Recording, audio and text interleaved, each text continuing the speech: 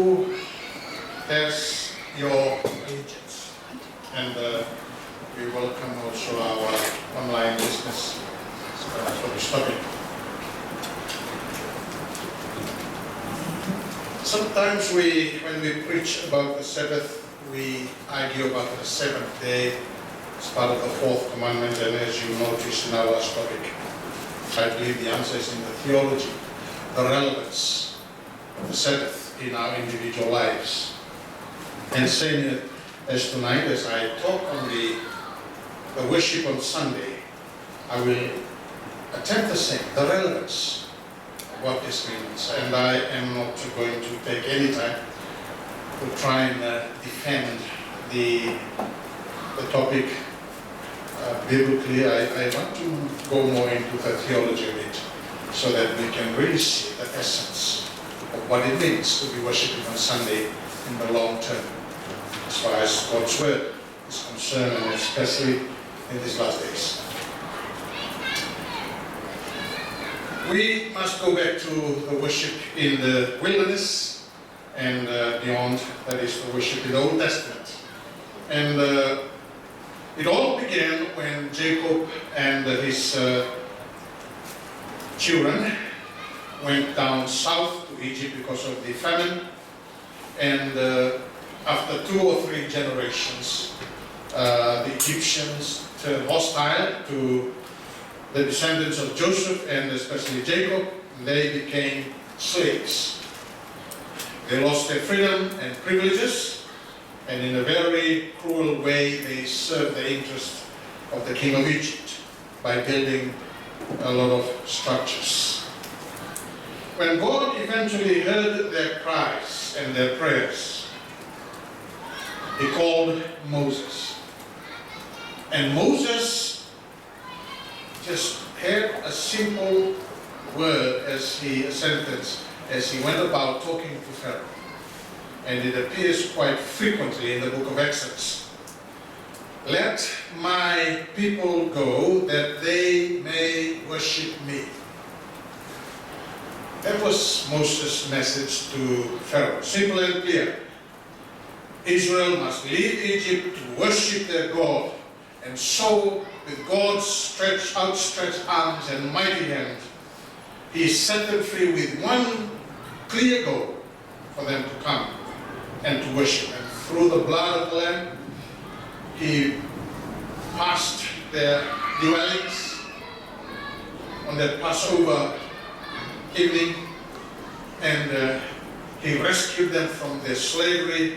They went through the Red Sea, symbolizing their baptism as they make their journey to the Promised Land. And their first stopover, and majority of the time, as I will note later, they stayed in the wilderness of Sinai. In fact, the book of Numbers, Leviticus, and Exodus, more than 57 chapters of the Bible are devoted to their time in the wilderness of Sinai. And He could have taken a direct route, but God said it must come through Sinai because there was purpose, there's reason why God wanted them. Not for the direct route, the purpose, the goal was worship. Let my people go so that they may what? Worship me. In Exodus chapter 24, God came down on Mount Sinai, and the people entered into a covenant with God.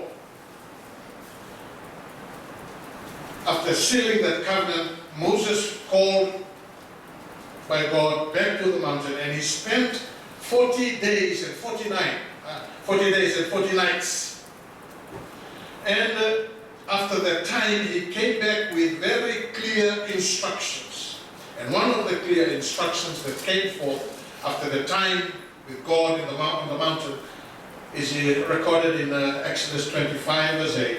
Let them make me a what?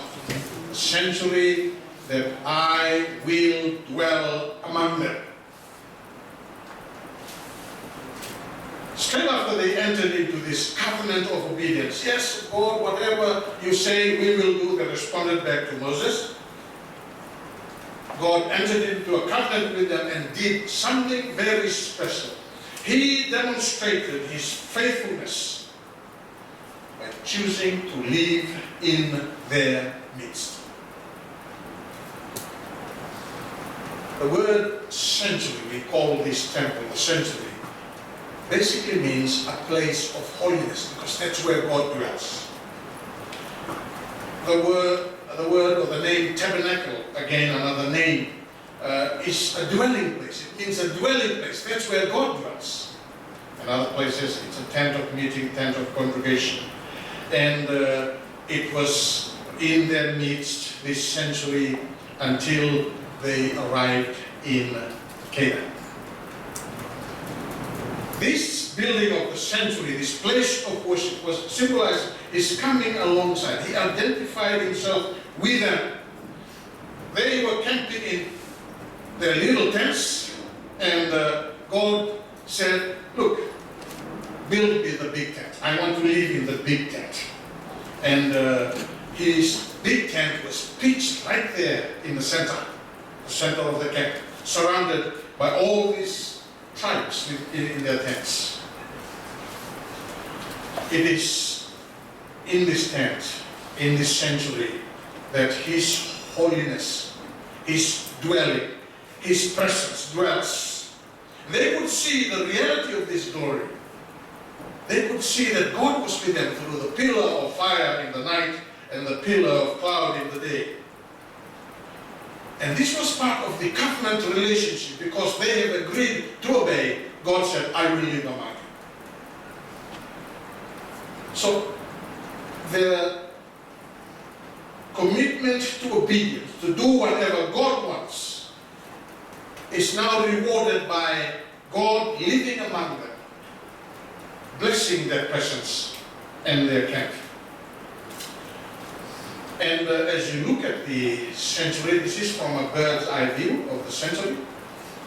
And if you take up the sides, that's the various places that you see inside, a closer focus of it, identifying 3 places: the courtyard, the holy place, and the most holy place. And of course, we enter from the east through the altar of burnt offering, then come into the basin of water, then come into the holy place. First of all, on the left is the 7 candlesticks, and on the right, the table of bread. There's 12 flat breads that are on the table every day, replaced only once a week.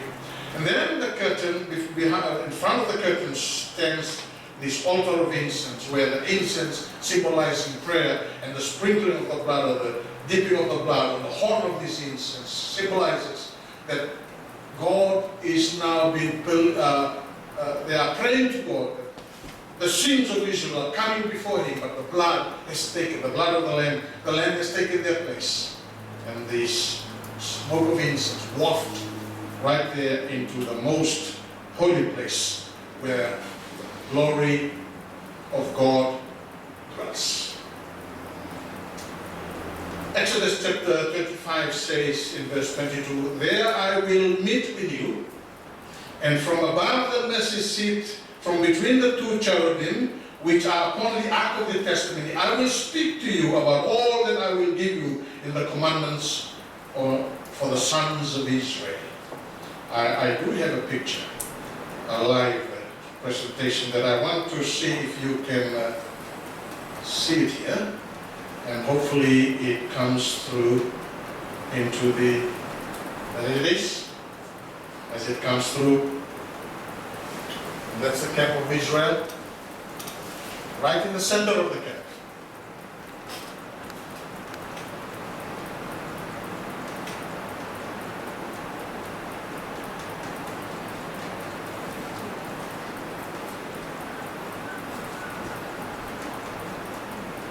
Pillar of cloud, by day or by night, pillar of fire, symbolizing that God is in their midst. Now, as you enter through the gate, through the entrance to this sanctuary, the first that you come across is the altar of incense, where they burn the morning and evening sacrifices on behalf of the sins of Israel. So there's always a lamb burning on behalf of their the tribe or the nation throughout the day and the night. Then of course the table, then inside on the left is the tables of candlestick, 7 lights. On the right is the table of bread. And then in front of the holy place, we have the altar of incense, where the incense and the blood are sprinkled upon, symbolizing the offering of this blood of the Lamb that has been sacrificed to waft into the very presence where God dwells. There's the ark, the box inside there is the 10 Commandments. Above that is the presence of God, filled with smoke at times. And that is what the ark actually looked like. And going it in the more individual detail, the ark, as you come into the altar, the sanctuary, the ark, the altar of burnt offering, every day the priests offer the daily sacrifices. And as they offer those burnt sacrifices, signifying the death of the Lamb of God that will come later, they are then taken into the most holy place. But before so, the priest must wash himself. He cannot enter without washing, otherwise he will be destroyed or die. He will die, and God will not accept his offering or his entrance. Washing of his hands, representing the washing through the word, purification. And then as he enter into the holy place, you come across on the right there the table of bread, and on the left is the golden lampstands with 7 lamps. And in the front we have the altar of incense, and daily they will come, bring this lamp, kill it, burn it, and sometimes take, on this particular one, they'll take the blood and offer it in front of the curtain on the altar of incense. It's only the high priest, the chief priest of that year, only he can go through this veil. Because through this veil we enter into the most holy place. The Ark of the Covenant is in there. According to the instruction in the Ark of the Covenant, we see these 2 cherubim above the mercy seat, the 2 cherubim, and upon that ark, it's called the Ark of the Testimony because inside is the 10 Commandments. That's another perspective of the ark. And when they enter into that, they will make a sacrifice on that way, which I will talk about. Let me just say that the ark contains the what? 10 Commandments, written by the finger of God. And once a year, only once, the high priest is allowed to enter into the most holy place, celebrated only once a year. The whole community comes around, and it involves the cleansing of the people, the sanctuary, and the high priest enters into the most holy, the holy of holy.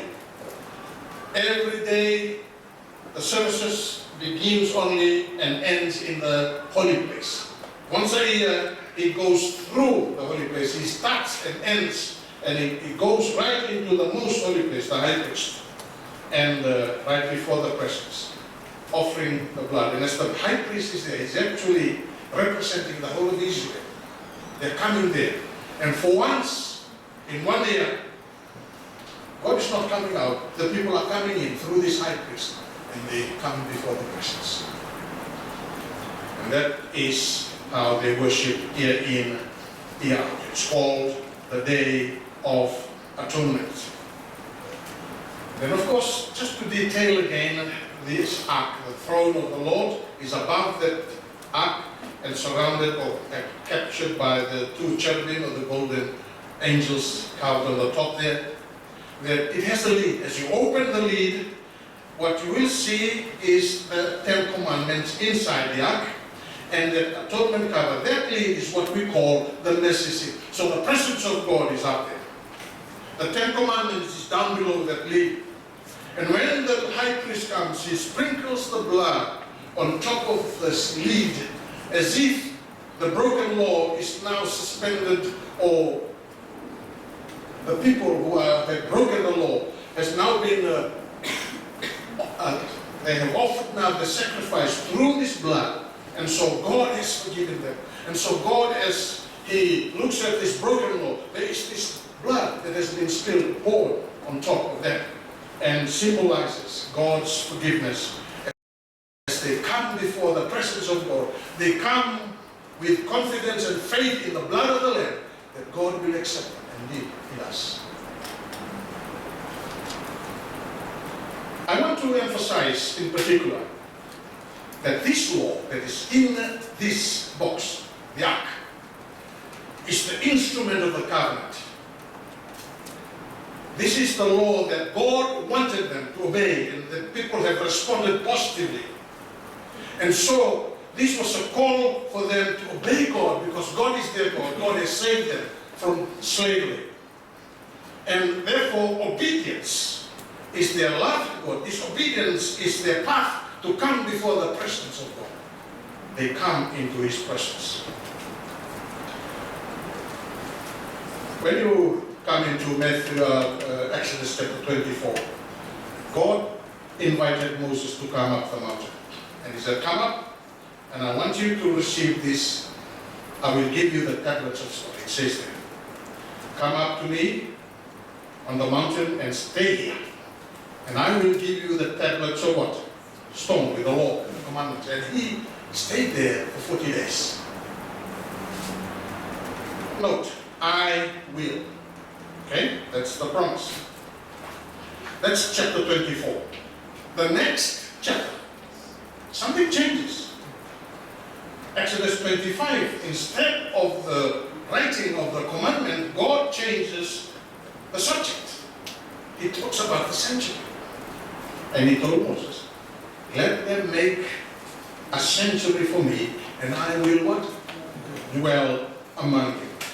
And so, for the next few chapters, from chapter 25 to chapter 31, that's about 6 chapters. For the next 6 chapters, God began giving instructions to Moses on the blueprint of this sanctuary. Every detail. If you read that, you'll come across this.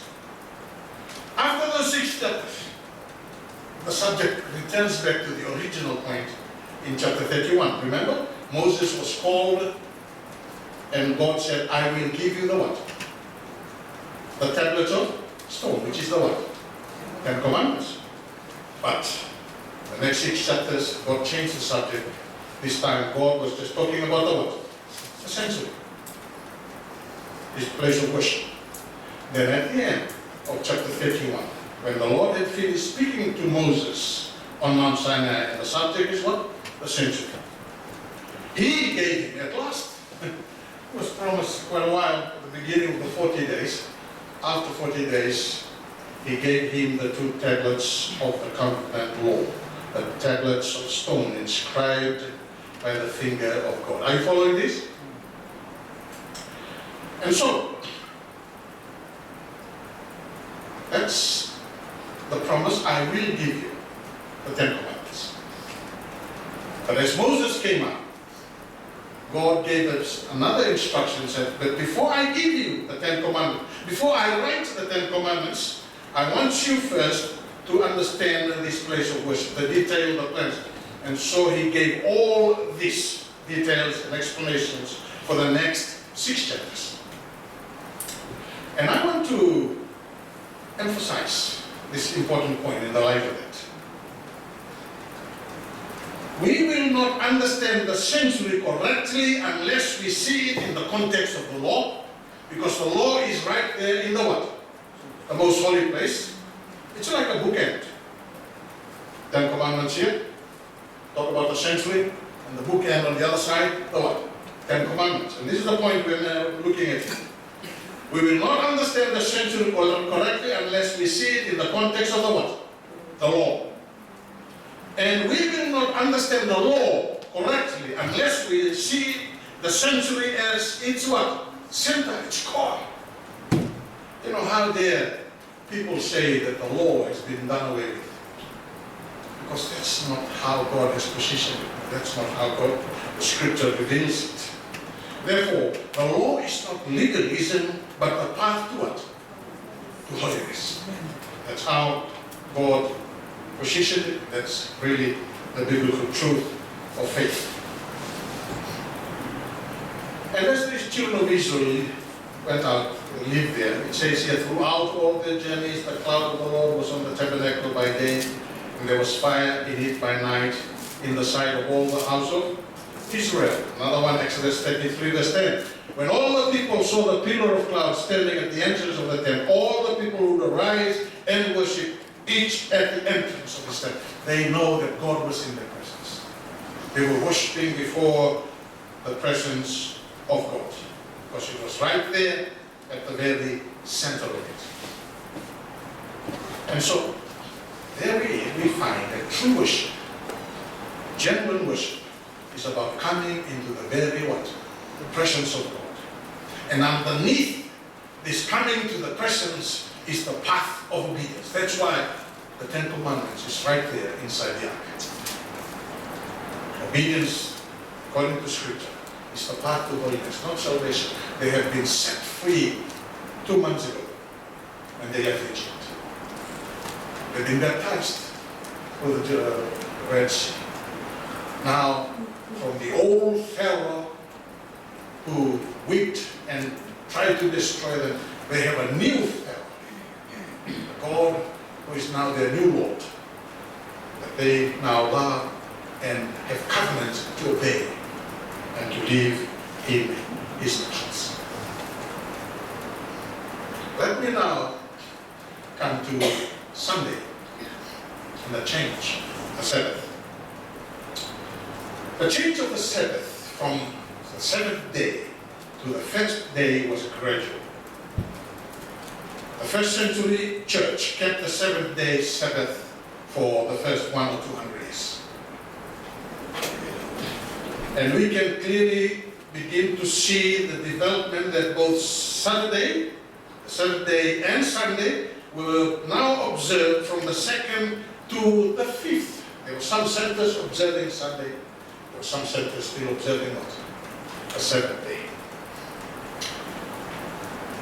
At that point, pagan sun worship, the worship of the sun, led the church in Rome to change Sabbath to Sunday through government laws and encourage them to worship on Sunday, or Sunday worship. And so it was the worship of the sun that eventually led the church. And in time, the church stepped in further and made some decrees and forbade the worship on the seventh day. That's a brief issue. There's a lot in that. But the church, the Roman Catholic Church, it's a very, very accepted truth that they don't hide. They actually promote that and admit and own the observance of Sunday. It was the Catholic Church that authorized and sanctioned the change in the Lord's Day from the seventh day of the week with the first day of the week. She did it very early in her life. That's between the 3rd, 4th, 5th century. It began to creep in. You may read from Genesis to Revelation and you will not find a single line of authoring the sanctification of Sunday. The Scriptures enforce the observance of Saturday, a day in which we Catholic never sanctified. She, the Catholic Church, took the pagan Sunday and made it the Christian Sunday. And thus pagan Sunday, dedicated to Belda, became the Christian Sunday, sacred to Jesus. Belda is the God of light. The Christian Sabbath, Sunday, is therefore to this day the acknowledged offspring, the child of the Roman Church. Another one, the observance of Sunday by the Protestants is an homage they pay in spite of themselves to the authority of the Catholic Church. No matter how we as Protestants would like to argue about Sunday as the day of the Lord, the day of the resurrection, That is a very, very late and an add-on addition that we would like to justify, but the real truth is, it's not true. It is just acknowledging the change that was done many hundreds of years ago. If Protestants would follow the Bible, they should worship God on the Sabbath day. In keeping Sunday, they are following a law of the Catholic Church. I'm quoting history here. Not words of God, and I will go back to the Word of God soon. The papacy says it outright, the act of changing the Sabbath from Saturday to Sunday is a mark of ecclesiastical authority in religious matter. That is very much acknowledged. And when we continue to keep Sunday, we are bowing to the authority of the papacy in this religious matter, because there is no evidence in Scripture to justify that. And so, those who say that the death of Jesus changed the law and the Sabbath from Saturday to Sunday are twisting Scriptures for their own destruction, for their own confusion, because it is not in Scripture. However, that's what history clearly testifies. I want to go to Scripture. What I want to talk about tonight is the main topic: sun worship in the Bible, the worship of the sun.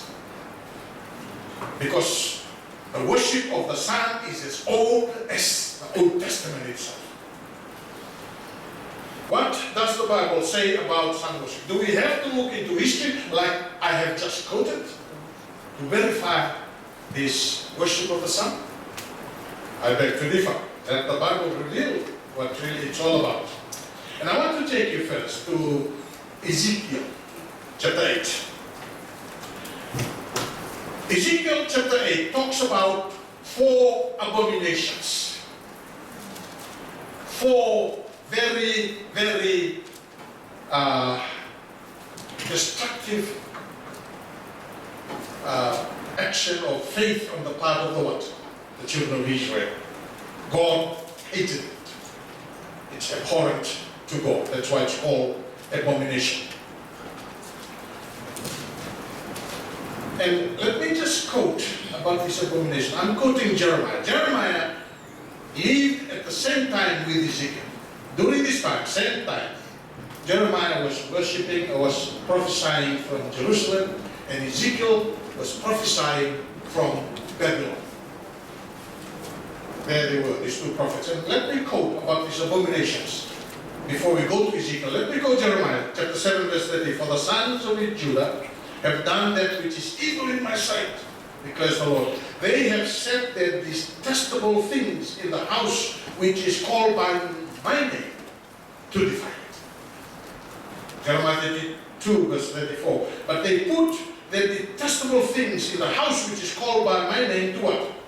Defile it. Jeremiah is talking about the same matter. But Ezekiel has been revealed. God reveals the whole thing in a very clear order. 4 abominations, and in ascending order. That is, from the less wicked to the what? To the most wicked. God brings it to Ezekiel in a very clear presentation of these 4 abominations. Ezekiel chapter 8. The first one is what we call the idol of jealousy. In verses 5 to 6, lift up your eyes to the north. What do you see? Ezekiel looks and sees the temple, and on the north gate, the idol or the image of jealousy. This image, this idol, was established and put there in the temple of God. And they are worshipping this idol instead of worshipping God in his temple. And you begin to imagine that. That's why it's called what? An abomination. You know, if I bring the Hindu god Vishnu, the elephant, and sit here while we're worshipping, you'll throw me out of this church. But that's what they're doing. That's what they're doing here. The second abomination, Ezekiel 8, 7 to 12. It says, God brought me to the door of the court, the temple, and there I saw a hole. And God said, son of man, dig into the wall, and when he did, I saw a door. And God said, go in to see the abominations Israel is doing there.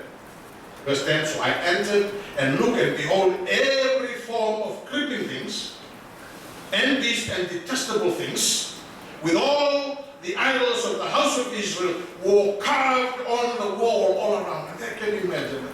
The whole wall is plastered with these carvings of these detestable gods. They are worshipping actually instead of worshipping God. And it says in verse 11, I'll read verse 11, starting and standing in front of them were the 70 elders of the house of Israel, each man with his censer in his hand, and the fragrance of the cloud of incense rising. You know, the 70 elders are the highest body in the church of Israel. It's the highest council of faith, and the leaders themselves here were leading out in this evil practice of idol worship, right in the presence of God. Can you imagine that? Well, let's come to the next one. This should be number 2. The carvings on the wall is number 2. And in verse 13, after the second abomination, verse 13 says, and he said to Ezekiel, you will still see greater abominations which they are committing. So, let's come to abomination number 3. And in verses 13 to 14, abomination number 3, he brought me to the door of the north gate of the temple. And to my dismay, surprise, I see women sitting at the north gate weeping for Tammuz. Alright, who is Tammuz? Tammuz is the Mesopotamian god, the god of battle. Tammuz is the god of fertility. And he has a consort, a wife, a missus, whatever you call it, and she's called Ishtar. Sounds familiar? The day Easter that we celebrate is actually a celebration of Ishtar, this Babylonian goddess of fertility and sex. You know, the symbols of Tammuz and Ishtar are eggs and bunny. It's nothing to do with Easter, the resurrection of Jesus. It's about the fertility god, Tammuz and Ishtar. And Easter usually falls or comes in October. And after 9 months, someone is born. It's not Jesus. No, it's not Jesus. It has nothing to do with the birth of Jesus. December 25. He brought me to the door of the north of the temple, and to my dismay, I see women sitting at the north gate, weeping for what? Tammuz. And he said to me, do you see the Son of Man? Yet you will see still greater what? Abomination. Now we come to number 4, the biggest abomination of them all. Ezekiel chapter 8, verses 15 to 16. He brought me in the inner court of thy Lord's house. That's why we introduced it. It meant the sanctuary that I have just presented. Can you follow that? There between the porch and the altar were 25 men. They turned their backs to the temple, and they faced towards the what? Towards the east. Why were these 25 men facing the east? If you look at Numbers, chapter 2 there, you'll find the distribution of the tribes of Israel. Some are to the west, some are to the south, some are to the north. And I want to be particular here because from the entrance of the sanctuary, it says that Judah, you and your tribe, you came right at the entrance, which is the east. Okay? So from there we see that to enter the sanctuary, it's always entered from the east. You come from the east and you come across the altar of sacrifice, then the water of cleansing. Then you go enter into the holy place where you see the table, the lamp, the golden lampstands, and the table of showbread, and the altar of incense offered through the blood and wafting into the most holy place where God's presence, where His presence dwells. And this is always, whether it was in the wilderness or in Jerusalem, it is always from east to west. And so, I want you to note the direction. Therefore, the direction for the worship of God, as the priest comes representing the people, as they come before God, it's always coming from the east. And as they progress through the century, they are actually moving to the what? To the west. You follow? And so the question is, why were these 25 men facing the east? They were worshipping the what? The sun god. They were turning their backs from the presence of God, where God dwells, where God should be worshipped. They were actually facing the sun and worshipping the sun. As I said, these four abominations are in the ascending order, and the most wicked, according to God, is turning their backs to the presence of God and not worshipping God. They're actually worshipping the sun. The sun, the worship of the sun god is right throughout Egypt, Mesopotamia, Greece, just different names. They worship in those heathen practices. And Ezekiel chapter 8 verse 6 says, and he said to me, Son of man, do you see what they are doing? The great abominations which the house of Israel are committing here, so that I would be far from my sanctuary. You can almost see the anguish in God's heart. How anguish is he that the children of Israel are doing this right there in the very presence of God, so that God is not glorified, God is not honored as he should be, because this is his place of worship. Let them make me a sanctuary that I might what? Dwell among them. And this is what Israel is doing. They are not facing the west. They are facing the east. They are worshipping the what? The sun. This is the great abomination that Israel is committing. This was Jerusalem's darkest hour. Remember, this is about 580 to 590 BC. Ezekiel's ministry was between that time as well. And because of these great abominations, Jerusalem and the temple will be destroyed in 586 BC, and the whole of Israel will be taken to Judah. They will remain there for 70 years. It's interesting that Abraham was an idol worshipper in Babylon, but God called him. Now the descendants of Abraham continue this worship of idols, the sun god of Babylon and Egypt and elsewhere. And God has said, well, go back to where you came from. That's what's happening here. The question I want to ask is this the only occasion of the sun worship where God is talking to here in Ezekiel? Is this the only one? Well, 50 years before the time of Ezekiel, we have the young king Josiah. He wanted to reform Israel. Okay?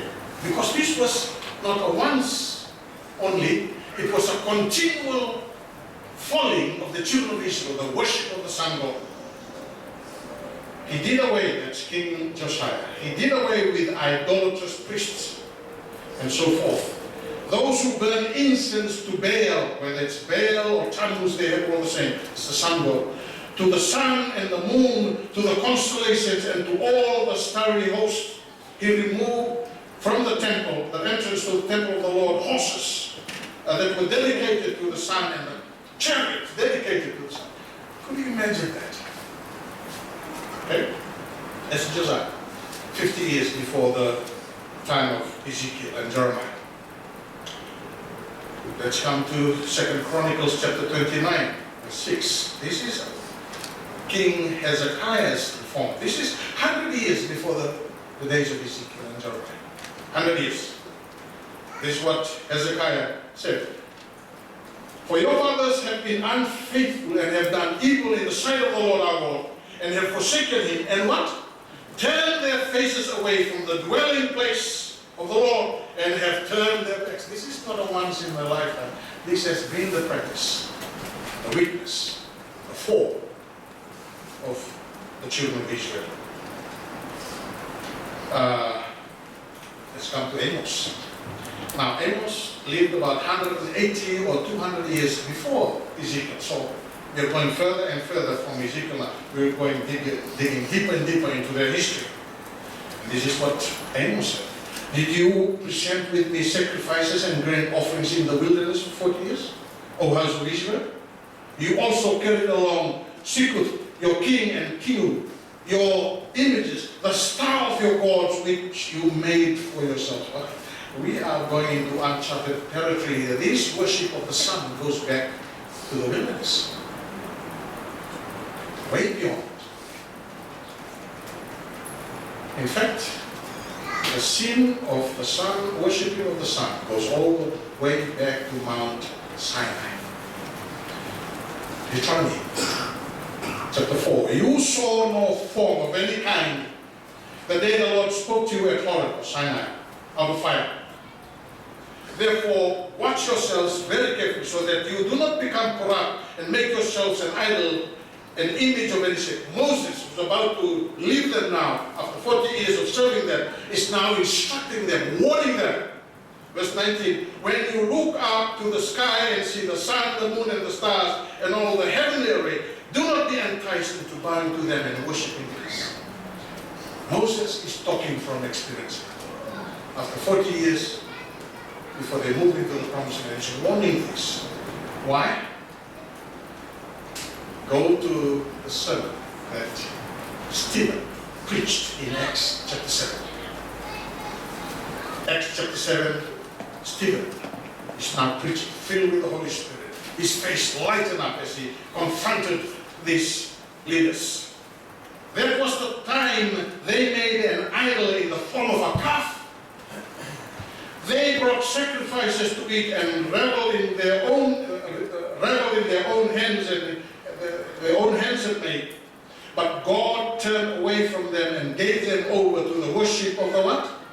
The sun, the moon, and the stars. You have taken up the tabernacle of Molech and the star of your god Rephan, the idols you have made to worship.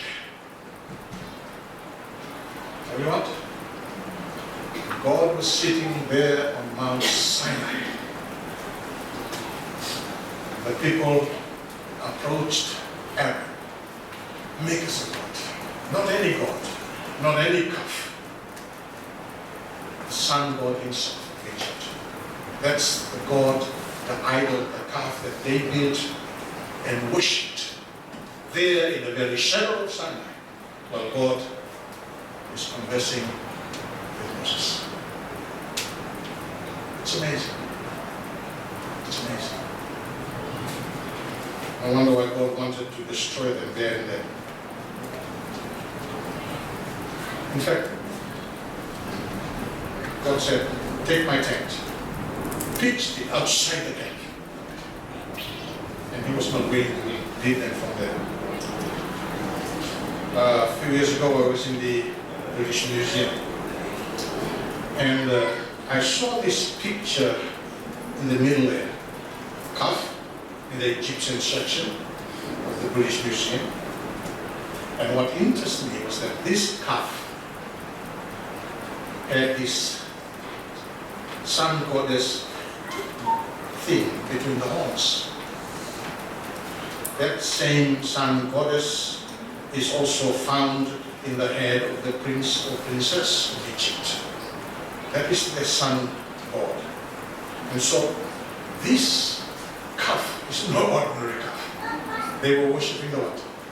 Sun god. Worship of the golden calf. This is the dark side of Israel's history from Mount Sinai until they were destroyed in Babylon. It was their defining sin. It was their defining apostasy as a consequence of this. God destroyed the temple. God destroyed the temple. Just on a side kick here, you guys are studying the book of Nehemiah. You begin to see the picture now. When they came back, they never went back to this. And so, the point I want to say here is that, are you facing east or are you facing west?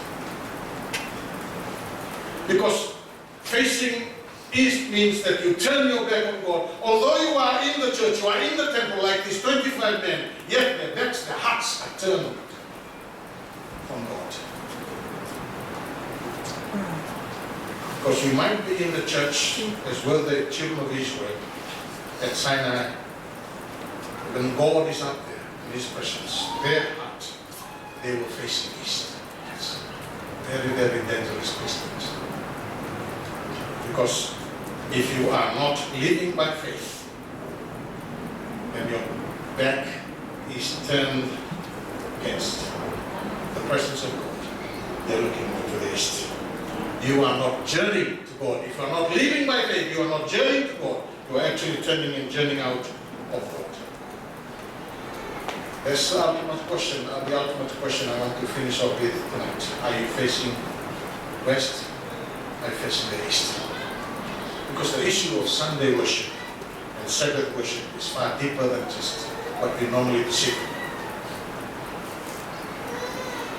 Facing west not only takes you to the presence of God, facing west also brings you into the very most holy place where God's law is. And in the center and the core of God's law is the seventh day Sabbath, the fourth commandment. That's what it symbolizes. If you are facing east, then you are facing the other way. You see? You are still in the temple. It's not saying that you are outside the temple. These people are still in the temple. You're in the church, you're worshiping. But theologically, your heart is turning away from God. Because Satan has changed the signpost. There's a false signpost here. There's a false Sabbath here. And he has turned the signpost around so that it points to the path of disobedience. You know, the Bible says, and we might not have the time to go, that he thinks to change times and laws. And so, in the context of what we are looking at tonight, keeping either day signifies your journey in life and where your allegiance is. Are you facing east or are you facing west in your journey? You see, the sun God is still, the symbol of the sun God is still there. Would you worship a day that is not biblical, or a day of counterfeit, or would you worship on Sabbath, where the Sabbath signifies God with us at creation, God with us on the cross, and God with us in the second coming? And so keeping these days is indicative of the direction that you are traveling in your journey with God. If out of your own journey you have realized this, God's word is speaking to your heart, make the decision. Obey God, follow God, pursue Him in holiness. Keep His day. Where you and I are facing is so crucial in our journey. The keeping the Sabbath signifies one's loyalty and allegiance to God as the Creator. And the Sabbath as a day is not really that important, but when God takes the Sabbath as an ordinary day, just like the other 6 days, and makes it to be the symbol of His creative power, of His recreation, a symbol to signify the day He comes, then that makes the Sabbath very, very special. Those who are keeping Sunday are paying their homage and loyalty not to God but to man, because this is a man-made day. The keeping of the Sabbath and Sundays are signs of homage, of our loyalty, whether to the authority of God or to the authority of man. All the loyal citizens of heaven will salute and honor and even give their life if need be in support of their allegiance and faithfulness to the Sabbath and their obedience to their Creator. Because in the last days, these 2 days will become symbols of the mark of God's people are the mark of the beast. The book of Revelation says that the keeping of Sunday will signify the mark of the beast, and keeping Sabbath will signify the seal of God. And if God has our allegiance, we will worship Him on Sabbath. The day He blessed and set aside recreation and is pointing us to the coming of Jesus. If we worship on Sunday, it is a sign of allegiance to man and is only of this earth. There's no connection to God. Let me just finish by taking us back to Eden, when Adam and Eve fell. When they disobeyed God, they began their journey to the east. And the journey to the east began at the Garden of Eden, at the fall. It signifies moving away from God. It signifies a life of defiance. And after He drove the man out, He placed on the east side of the Garden of Eden cherubim and a flaming sword flashing back and forth to guard the way to the tree of life. Then what happens next? Cain, after he slew his brother Abel, he fled. The scripture says in Genesis 4:16, Cain went out from the what? From the presence of the Lord and dwelt in the land of Nod on the east. So the journey east continues from Adam and Eve, now Cain, always moving away from the presence of God. It signifies a defiance, because that's what Nod means, defiance. Genesis chapter 11, verse 2. Remember the people after the flood? And the people moved eastward, and they found a plain in Shinar and settled there, and that's the foundation of Babylon. They built Babylon, a sign of defiance against God. Come, let us build a city. Show of defiance.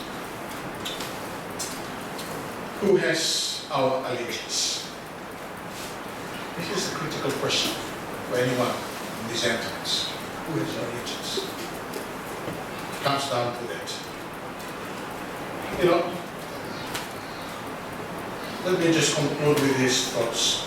In Genesis 5, verse 22, Enoch walked with God, and he was known for God what? Took him. Genesis 6:9, Noah was a righteous man, blameless in his time. Noah walked with God. Genesis 17:1, Abraham, God said to Abraham, Abraham, walk before me and be blameless. That is the call from God. The call to holiness, the call to walk before Him, the call to obey and live in His presence. This is what God is calling us. Psalms 16 verse 11. You will make known to me the path of life. In your presence is fullness of joy. In your right hand there are pleasures forever. I want to make a specific appeal, if there is any tonight, who has been worshiping on Sunday, has realized the call of God in his life and now wants to turn his back fully to God, to journey to God. You can stand up if you want to. I invite you. And the second appeal is for those who, although they are in the temple, although they are in the church, they actually, their backs are turned against them. They are not walking in faith. They're facing away from God. And that is also a decision. I want you to stand. You stand. Then those are your decisions. You're not Christian.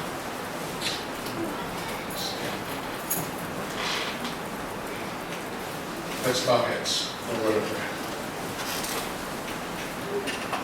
Dear Lord, God, we thank you that your word has revealed to us the path that you want us to follow. That you are calling us specifically to surrender our hearts us to obey and to walk in your presence. You're calling us, Lord, each week to come in your presence, in your Sabbath, to be made holy, to experience the life that you want us to live, and not be part of the things of this life. We thank you for these truths, we thank you for this experience, and accept our worship, accept our decisions.